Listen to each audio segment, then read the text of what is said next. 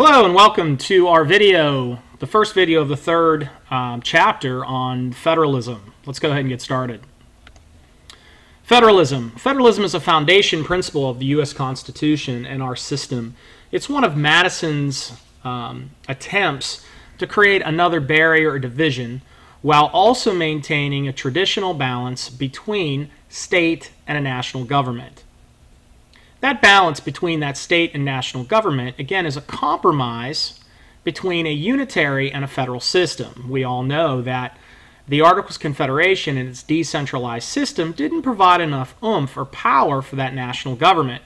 Again, it was more or less a reaction to the process of the American Revolution and our breakaway from that monarchy in Great Britain. The new Constitution was going to create a division of power with separate powers or different levels of power for both levels of government, the federal and the state. In its creation, it created a stronger central government and maintained existing governments and state government constitutions. Powers of government, again, anytime you hear, discuss, or talk about, write about federalism, you need to be thinking about a division of power between at least two different levels. All right, and what you need to make sure that you take into account that each level is going to have specific powers that are just theirs, and generally they'll have a series of powers that they share. These are also known as concurrent powers. The term federalism, you're not going to find it actually in the Constitution, but its principles are found throughout. You can see them in the different powers that are laid out for Congress in Article 1, the different powers that are laid out for the states. When you start taking a peek, if you look a little deeper, when you look at the 10th Amendment, the amendment with the Reserved Powers Clause. All right, let's take a closer look at the powers. The powers that we're going to talk about with federalism, the first are the delegated powers. And those are expressed or enumerated powers. Enumerated powers are the powers that are actually numbered in sequence, and you'll find those in Article 1. They deal specifically with Congress. And those powers are very and are specific to the federal government. Implied powers are not expressed, but they are powers that are inferred from the Constitution. And a great example are also known as the Necessary and Proper Clause or the Elastic Clause. So they're the powers that we're going to derive or infer from a statement, like Congress can make or has the power to make all laws necessary and proper. It's a blanket statement, but it creates an inference for the laws that you can see created. And finally, we have inherent powers. And these are the powers that exist for the national government just because that government is sovereign and it has its own borders, authority, and power. An example of an inherent power is an example would be the Louisiana Purchase, where Jefferson took action and expanded the scope and size of the United States territory. You're not going to see that in the Constitution, and it kind of ran counter to a lot of Jefferson's view on activist government. But again, an inherent power is something, or a power, where the government is going to act because it is the government. Concurrent powers are the powers that are shared between both the national and state governments. An example of a shared power would be the power of taxation. The federal government has income tax. State governments can also tax income. The reserved powers are powers that belong specifically to the state, and they are neither delegated to the national government or denied to the states. All right, so they are those powers that fall outside of anything that's not listed in the Constitution, belong to the states, plus the powers that are given specifically to them in the Constitution. An example of a state power or that is reserved to the states is going to be the power to run and manage elections, for example, or the creation of public schools, or providing public safety, fire, police. Those are good examples.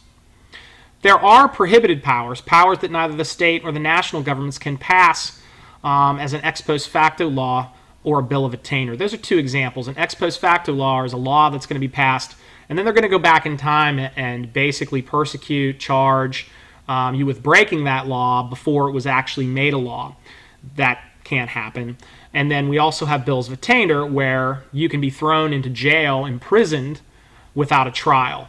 Basically, without a trial, they're going to convict you guilty without due process and throw you in jail. That's also prohibited by our Constitution.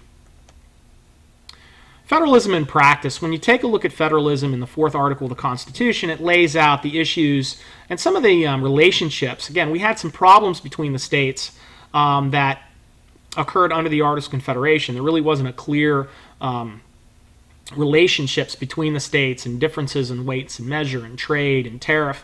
So the Constitution attempts to try to smooth out these relations in this new relationship.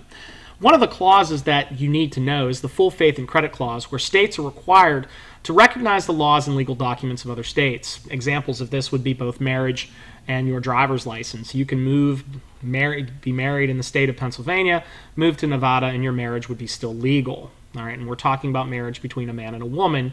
Gay marriage is not covered by the full faith and credit clause. Sorry about that. If you'd like to do a little research on why, you'd want to look up the Defense of Marriage Act. The Privileges and Immunities Clause is another example of trying to smooth out that relationship. States cannot unreasonably discriminate against residents of another state. You're allowed to travel from state to state. You can buy goods and services. You can buy property. If you're a citizen in one state and you buy property in another, you can enter into contracts of business in a different state. That's all covered by the Constitution. It basically, limits this idea where, hey, I'm from Virginia, I'm going to travel into Maryland. Well, Maryland decides they really don't care for Virginians traveling in their state, so they're going to start taxing cars or charging cars that cross the border with Virginia license plates. That's not going to be covered in the Constitution and is illegal. There are also some state guarantees. There are some guarantees that to the states about having and maintaining a Republican form of government. That the national government will protect them from foreign invasion. They're also going to protect them from domestic or internal violence. And they're also going to have, the federal government or the national government is going to have respect for the geographic boundaries of the states. So those lines that have been created for the states we're going to continue to be followed. There were going to be no changes to borders or territory with the new Constitution. All right, so we've been talking about federalism and some of the powers that lay out the size and scope of federalism in the United States. Here are some advantages of a federal system. Okay, federal systems work really well with large countries with large geographic area. It encourages a lot of diversity in local government and enough diversity in those governments where the people are going to be able to have a lot of control at the local levels. You guys know from your studies of history, we struggle, organization, administration struggles when you stretch it out over long distances. Federalism, again, Madison's idea, it avoids a concentration of political power with the separation of powers and the checks and balances. Trying to avoid tyranny. It's going to accommodate all of the state governments and their systems in the new system. All of the state systems are going to modify themselves. The constitutions are going to be updated, but it wasn't going to force them to scratch what they already had on the books in most cases. States in a federal system serve as training grounds for national leadership and national programs. If you think about people who make it to national office, a lot of them have state experience, and also programs. Programs that work in states sometimes can be implemented on a larger scale. It also keeps government very close to the people. Again, we have a lot of elections. Even though we may not participate, it keeps us, or at least gives the opportunity to keep the people very involved. Some of the limits of federalism, they are, again, we are bound by a constitution that is very difficult to amend, and that creates a certain level of inflexibility. Federal systems are very complex. There's lots of levels. Again, think about your levels. If you live in a neighborhood that has a homeowners association, I mean, that's even a kind of a level of government that you exist in. Then you look at here in Fairfax County, there's a school board. There's a board of supervisors. You could keep working your way up the chain. You have the town of Herndon. If you live in the town of Herndon, you have the state government, and we can go on and on and on. Lots of duplication. All right. You could be driving down the road here in Northern Virginia, and you could pass, let's say, a vehicle from the Department of Transportation in Herndon, the town of Herndon, Department of Transportation in Fairfax County, and the Department of Transportation for the United States government, not to mention maybe from Maryland or another state. One of the big issues with federalism, and I think this is very obvious, you know this from U.S. history, conflicts of authority. We had a lot of conflict with authority between the role of the federal government and the states that was ultimately solved by the Civil War. Sorry.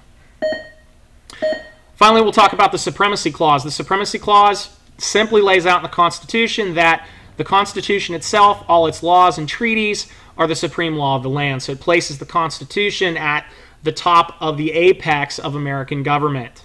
Again, this is going to cause a lot of conflict. We could talk about the Civil War as finally what settles this conflict, but if you think about the entire 19th century in the United States, it's a pretty steady conflict with the issue of slavery and states' rights versus the rights of the federal government. Okay, and you're not really going to begin to see that change until the Civil War, and then even a larger change when we get to World War II and the Great Depression. The Supremacy Clause was upheld by McCulloch versus Maryland, and it also was expanded by Gibbons-Ogden. Those were two cases you should have taken a peek at in your summer assignment. That's the end of our quick talk here on federalism. Make sure you take a look at the third chapter and that first section of the reading assignment. Have a great weekend.